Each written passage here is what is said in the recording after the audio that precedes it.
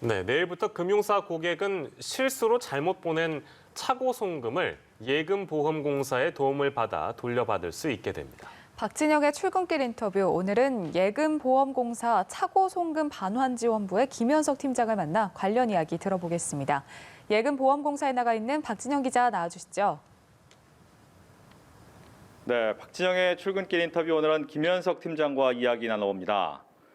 안녕하십니까? 안녕하십니까? 네, 이제 다른 사람한테 잘못 돈을 보내는 차고 송금이 최근 늘어나고 있다라고 들었습니다. 어느 정도입니까? 예, 맞습니다.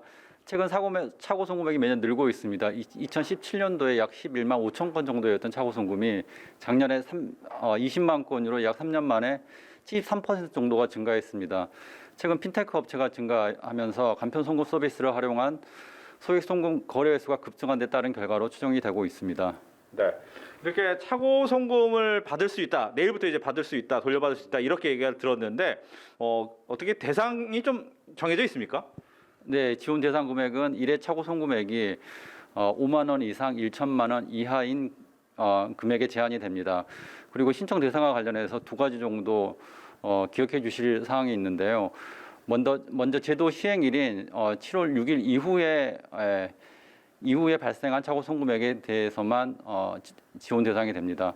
그리고 금융회사 간 차고 송금뿐만이 아니라 요새 많이 사용하고 있는 카카오페이 등 간편 송금 업체를 통한 차고 송금의 경우에도 제도 이용 대상이 됩니다.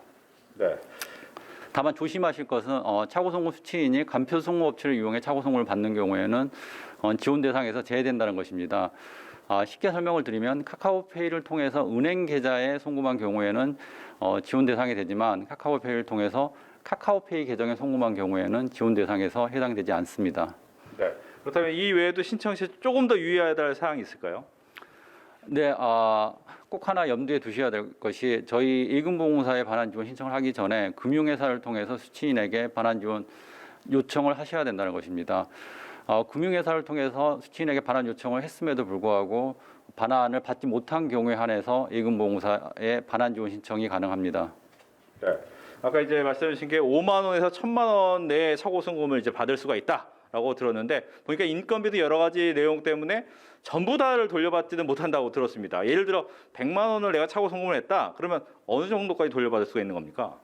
네, 말씀하신 대로 전액을 다 돌려드릴 수 있는 것은 아닙니다.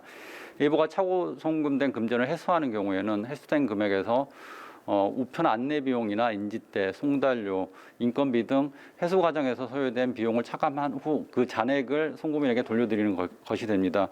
저희가 미리서 추정한 바에 따르면 차고 송금액이 100만 원인 경우에는 차고 송금 수취인이 반환한 시기에 따라서 약 91만 원에서 95만 원 정도 돌려드릴 수 있을 것으로 예상을 하고 있습니다. 네. 가장 중요한 거는 뭐 차고 송금에 대한 돌려받기 위한 신청이 될 텐데, 신청을 다시 한번 좀 정리를 해주시죠. 크게 두 가지 방법, 인터넷을 통한 온라인 신청과 방문 신청이 가능합니다. 먼저 7월 6일에 오픈 예정인 예금보험사 홈페이지 내에 차고 송금 반환 지원 신청 사이트를 통해서 신청이 가능합니다. 온라인 신청, 직접 신청하는 게 어려우신 경우에는 대리인을 통해서도 신청하시는 것도 가능합니다. 만약 인터넷 신청이 어려우신 경우에는 방문 신청이 가능한데요. 예금보험사 1층에 있는 상담센터에 오셔서 방문 신청이 가능하고요. 그리고 대리인을 통한 신청도 가능합니다. 마지막으로 당부드리고 싶은 거는 신청하시기 전에 저희 홈페이지나 전화 문의를 통해서 지원 대상이나 지원 절차, 그리고 구비 서류 등에서 꼼꼼히 챙겨주시기를 부탁드리겠습니다. 네. 오늘 말씀 잘 들었습니다.